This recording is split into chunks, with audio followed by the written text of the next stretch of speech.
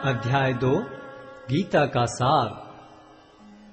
संजय ने कहा, करुणा से व्याप्त शोकयुक्त अश्रुपूरित नेत्रों वाले अर्जुन को देखकर मधुसूदन कृष्ण ने ये शब्द कहे। श्री भगवान ने कहा, हे अर्जुन, तुम्हारे मन में यह कलमश आया कैसे? यह उस मनुष्य के लिए तनिक भी अनुकूल नहीं है जो जीवन के मूल्य को जानता हो। इससे उच्च लोक की नहीं अपितु अपयश की प्राप्ति होती है। हे प्रतापुत्र, इस हीन नपुंसकता को प्राप्त मत हो, यह तुम्हें शोभा नहीं देती। हे शत्रुओं के दमन करता, हृदय की शुद्ध दुर्बलता को त्याग कर युद्ध के लिए खड़े हो। अर्जुन ने कहा, हे शत्रुहंता, हे मधुसूदन, मैं युद्ध भूमि में किस तरह भीष्म तथा द्रोण जैसे पूजनीय व्यक्तियों पर उलटकर बाण चलाऊंगा?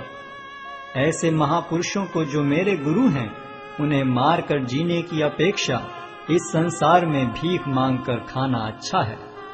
भले ही वे सांसारिक लाभ के इच्छुक हों, किंतु हैं तो गुरुजन ही। यदि उनका वध होता है तो हमारे द्वारा भोग्य प्रत्येक वस्तु उनके रक्त से सनी होगी। हम यह भी नहीं जानते कि हमारे लिए क्या श्रेष्ठ है, उनको जीतना या उनके द्वारा जीते जाना। यदि हम धृतराष्ट्र के पुत्रों का वध कर देते हैं तो हमें जीवित रहने की आवश्यकता नहीं है, फिर भी वे युद्ध भूमि में हमारे समक्ष खड़े हैं। अब मैं अपनी कृपण दुर्बलता के कारण अपना कर्तव्य भूल गया हूँ और सारा धैर्य खो चुका हूँ। ऐसी अवस्था में मैं आपसे पूछ रहा हूँ कि जो मेरे लिए श्रेयस्कर हो उससे निश्चित रूप से बताएं। अब मैं आपका शिष्य हूँ और आपका शरणागत हूँ, कृपया मुझे उपदेश दें। मुझे ऐसा कोई साधन नहीं दिखता जो मेरी इंद्रियों को सुखाने वाले इस शोक को दूर कर सके। स्वर्ग पर देवताओं के अधिपत्य की तरह इस धन धान्य संपन्न सारी पृथ्वी पर निष्कंटक राज्य प्राप्त करके भी मैं इस शोक को दूर नहीं कर सकूंगा। संजय ने कहा, इस प्रकार कहने के बाद शत्रुओं का दमन करने वाला अर्जुन कृष्ण से बोला, हे गोविंद, मैं युद्ध नहीं करूंगा, और चुप हो गया। हे भरतवंशी धृतराष्ट्र, उस समय दोनों सेनाओं के मध्य शोकमग्न अर्जुन से कृष्ण ने मानो हंसते हुए ये शब्द कहे। श्री भगवान ने कहा, तुम पांडित्यपूर्ण वचन करते हुए उनके लिए शोक कर रहे हो जो शोक करने योग्य नहीं हैं। जो विद्वान होते हैं वे न तो जीवित के लिए न ही मृत के लिए शोक करते हैं। ऐसा कभी नहीं हुआ कि मैं न रहा हूं या तुम न रहे हो, अथवा ये समस्त राजा न रहे हों, और न ऐसा है कि भविष्य में हम लोग नहीं रहेंगे। जिस प्रकार शरीरधारी आत्मा इस शरीर में बाल्यावस्था से तरुणावस्था में और फिर वृद्धावस्था में निरंतर अग्रसर होता रहता है, उसी प्रकार मृत्यु होने पर आत्मा दूसरे शरीर में चला जाता है। धीर व्यक्ति ऐसे परिवर्तन से मोह को प्राप्त नहीं होता। हे कुंती पुत्र, सुख तथा दुख का क्षणिक उदय तथा कालक्रम में उनका अंतर्धान होना सर्दी तथा गर्मी की ऋतुओं के आने जाने के समान है। हे भरतवंशी, वे इंद्रिय बोध से उत्पन्न होते हैं और मनुष्य को चाहिए कि अविचल भाव से उनको सहन करना सीखे। हे पुरुष श्रेष्ठ अर्जुन, जो पुरुष सुख तथा दुख में विचलित नहीं होता और इन दोनों में संभाव रखता है, वह निश्चित रूप से मुक्ति के योग्य है। तत्वदर्शियों ने यह निष्कर्ष निकाला है कि असत का तो कोई चिरस्थायित्व नहीं है, किंतु सत अपरिवर्तनीय रहता है। उन्होंने इन दोनों की प्रकृति के अध्ययन द्वारा यह निष्कर्ष निकाला है। जो सारे शरीर में व्याप्त है उसे ही तुम अविनाशी समझो। उस अव्यय आत्मा को नष्ट करने में कोई भी समर्थ नहीं है। अविनाशी, अप्रमेय तथा शाश्वत जीव के भौतिक शरीर का अंत अवश्यम भावी है। अतः हे भरतवंशी, युद्ध करो। जो इस जीवात्मा को मारने वाला समझता है तथा जो इसे मरा हुआ समझता है, वे दोनों ही अज्ञानी हैं, क्योंकि आत्मा न तो मरता है और न मारा जाता है। आत्मा के लिए किसी भी काल में न तो जन्म है न मृत्यु। वह न तो कभी जन्मा है, न जन्म लेता है और न जन्म लेगा। वह अजन्मा, नित्य, शाश्वत तथा पुरातन है। शरीर के मारे जाने पर वह मारा नहीं जाता। हे पार्थ, जो व्यक्ति यह जानता है कि आत्मा अविनाशी, अजन्मा, शाश्वत तथा अव्यय है, वह भला किसी को कैसे मार सकता है या मरवा सकता है? जिस प्रकार मनुष्य पुराने वस्त्रों का त्याग कर नए वस्त्र धारण करता है, उसी प्रकार आत्मा पुराने तथा व्यर्थ के शरीरों को त्याग कर नवीन भौतिक शरीर धारण करता है। यह आत्मा न तो कभी किसी शस्त्र द्वारा खंड खंड किया जा सकता है, न अग्नि द्वारा जलाया जा सकता है, न जल द्वारा भिगोया या वायु द्वारा सुखाया जा सकता है। यह आत्मा अखंडित तथा अघुलनशील है। इसे न तो जलाया जा सकता है, न ही सुखाया जा सकता है। यह शाश्वत, सर्वव्यापी, अविकारी, स्थिर तथा सदैव एक सा रहने वाला है।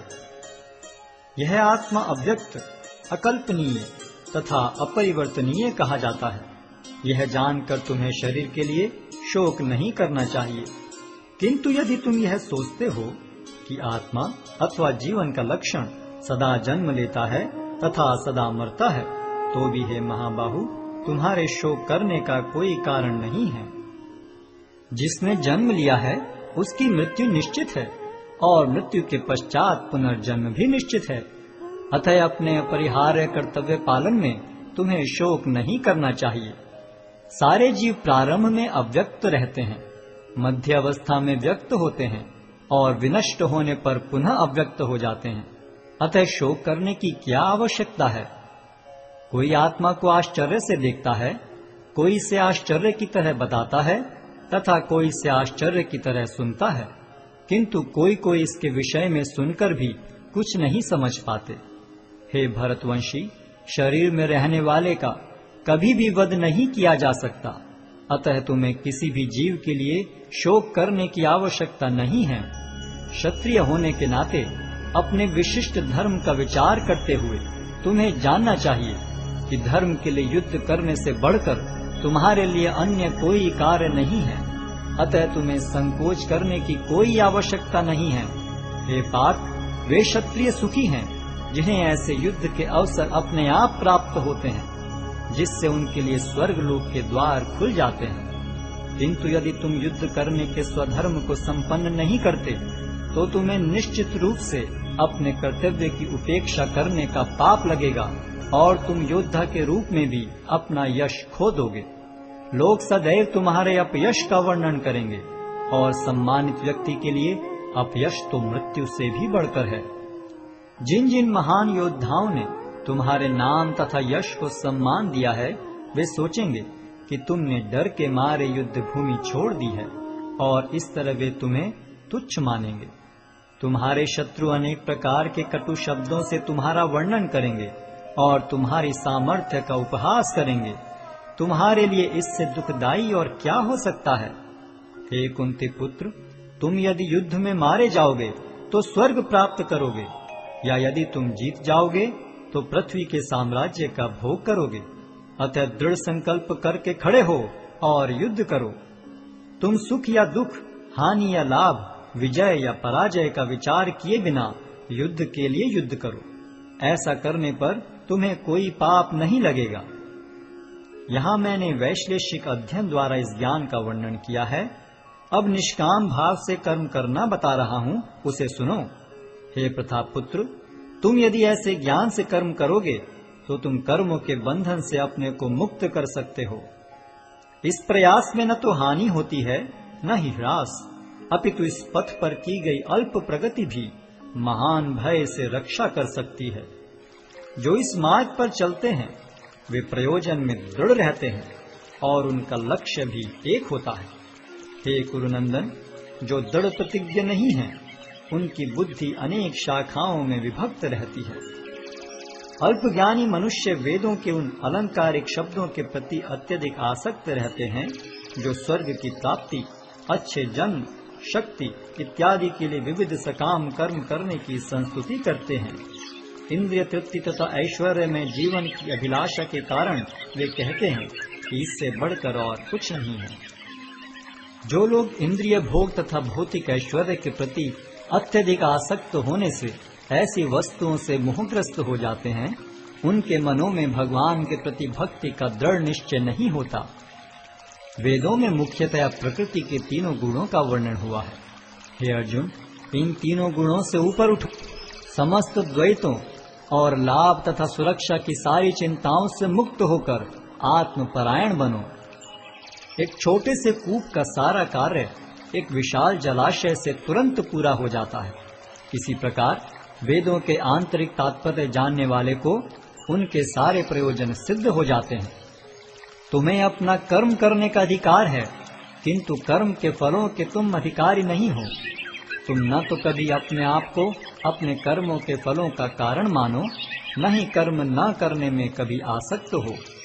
हे अर्जुन, जय अथवा पराजय की समस्त आसक्ति त्याग कर समभाव से अपना कर्म करो, ऐसी समता योग कहलाती है। हे धनंजय, भक्ति के द्वारा समस्त गर्हित कर्मों से दूर रहो और उसी भाव से भगवान की शरण ग्रहण करो। जो व्यक्ति अपने सकाम कर्म फलों को भोगना चाहते हैं, वे कृपण हैं।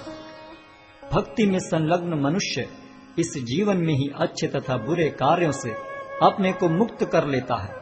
अतः योग के लिए प्रयत्न करो, क्योंकि सारा कार्य कौशल यही है। इस तरह भगवत भक्ति में लगे रहकर बड़े बड़े ऋषि, मुनि अथवा भक्तगण अपने आप को इस भौतिक संसार में कर्म के फलों से मुक्त कर लेते हैं।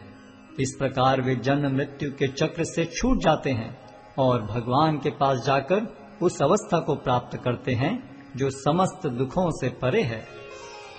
जब तुम्हारी बुद्धि मोह रूपी सघन वन को पार कर जाएगी, तो तुम सुने हुए तथा सुनने योग्य सब के प्रति अन्य मनस्क हो जाओगे।